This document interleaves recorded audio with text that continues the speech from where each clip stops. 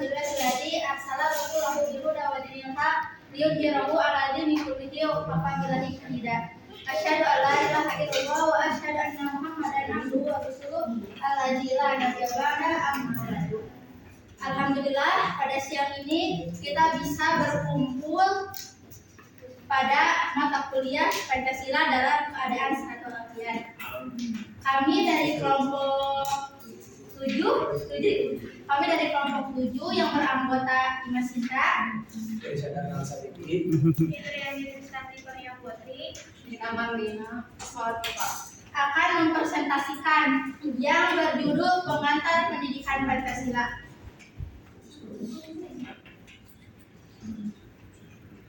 Yang pertama, pendahuluan. Pancasila merupakan dasar negara yang berperan sebagai pandangan hidup dalam berbangsa dan bernegara bagi warga negara Indonesia. Sebagai warga negara Indonesia harus menjunjung tinggi dasar negara, yaitu Pancasila dalam berkehidupan, meskipun berbeda dalam agama, budaya, suku, bahasa, dan asal daerah, tetapi harus menjalankan nilai-nilai Pancasila yang bertujuan mempersatukan perbedaan itu semua. Kali ini kita akan membahas, ada beberapa pembahasan. Yang pertama, konsep dan urgensi pendidikan Pancasila. Yang kedua, alasan diperlukan pendidikan Pancasila. Yang ketiga, sumber historis, sosiologis, politik pendidikan Pancasila. Dan yang terakhir, esensi dan urgensi pendidikan Pancasila untuk masa depan. Yang selanjutnya, konsep dan urgensi pendidikan Pancasila yang akan disampaikan oleh Indri. Kepadanya saya persilahkan. Konsep dan urgensi pendidikan Pancasila. 1. Konsep pendidikan Pancasila. Pendidikan Pancasila merupakan bagian-bagian keilmuan dan aktivitas sosial kultural yang bersifat multidimensional. Sifat multidimensional ini menyebabkan Pancasila dapat disikapi sebagai pendidikan nilai dan moral, pendidikan kemasyarakatan, pendidikan nasional, pendidikan kewarganegaraan, pendidikan politik, pendidikan hukum dan hak asasi manusia, pendidikan demokrasi. Yang kedua, urgensi pendidikan Pancasila. Mata kuliah pendidikan Pancasila diberikan karena perlunya kesadaran akan pendidikan yang berkesinambungan mulai dari sekolah dasar sampai perguruan tinggi. Pendidikan Pancasila diberikan karena kesadaran akan semakin derasnya arus ideologi asing yang berkat sayap raksasa globalisasi menggempur seluruh pelosok Indonesia tanpa henti. Materialisme, hedonisme, konsumtivisme, serta gaya hidup yang dibentuknya telah menerjang sudut-sudut terpencil Indonesia. Nilai-nilai asing yang sangat digandrungi generasi muda itu dikhawatirkan akan semakin melunturkan nilai-nilai Pancasila. Pendidikan Pancasila bertujuan untuk memberikan pemahaman benar akan Pancasila. Materi selanjutnya yaitu alasan diperlukan pendidikan Pancasila yang akan disampaikan oleh Nisma. Kepadanya saya persilakan. Oke, selanjutnya saya akan menyampaikan tentang alasan diperlukannya pendidikan Pancasila di jenjang perguruan tinggi. Perguruan tinggi di Indonesia harus terus mengembangkan nilai-nilai Pancasila dengan menyelenggarakan mata kuliah pendidikan Pancasila dengan sungguh-sungguh dan juga tanggung jawab.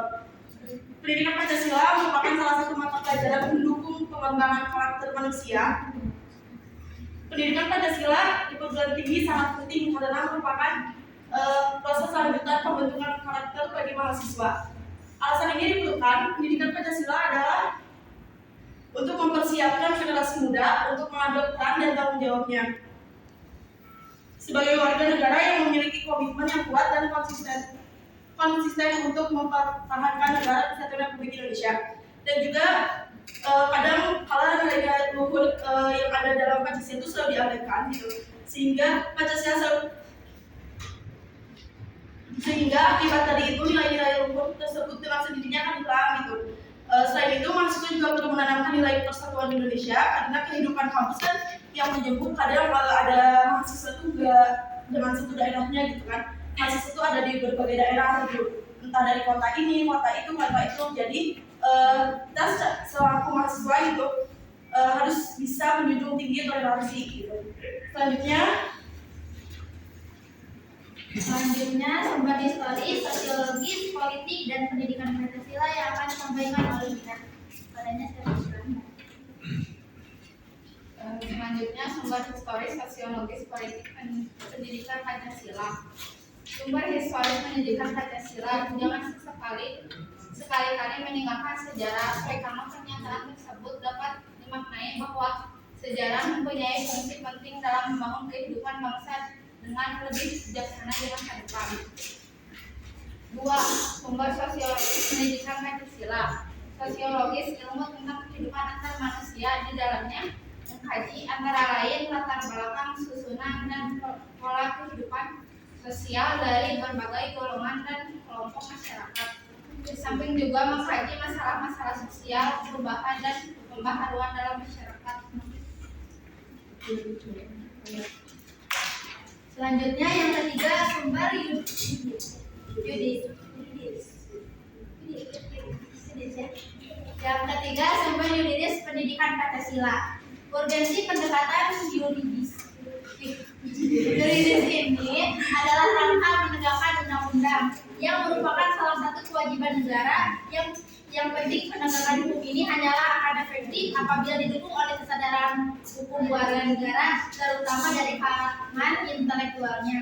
Yang terakhir, sumber politik pendidikan Pancasila.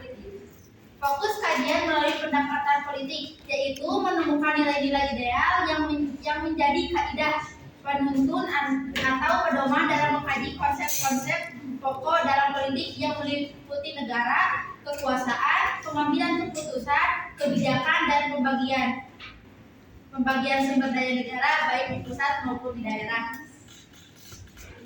Yang selanjutnya yaitu esensi dan urgensi pendidikan Pancasila untuk masa depan yang akan disampaikan oleh Baik, selanjutnya adalah esensi dan urgensi pendidikan Pancasila untuk masa depan. Tujuan pendidikan Pancasila adalah agar subjek didik memiliki moral yang sesuai dengan nilai Pancasila, moralitas, mampu itu terwujud dalam kehidupan sehari-hari.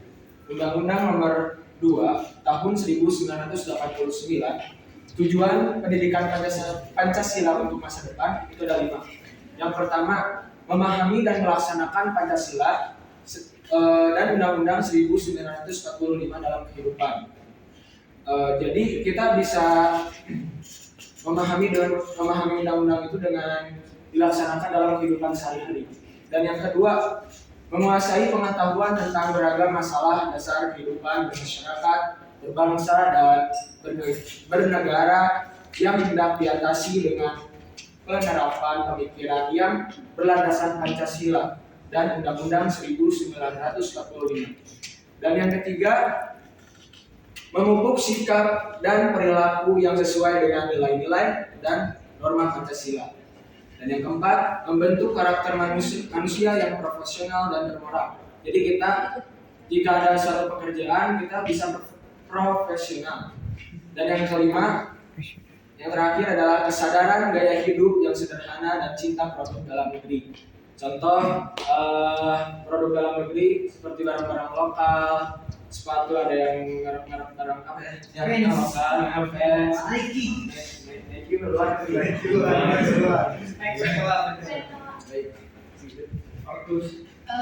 Mungkin sekian ya materi dari kami. Untuk sesi selanjutnya yaitu sesi pertanyaan. Apakah yang bertanya? Boleh, saudara Tebet bagus.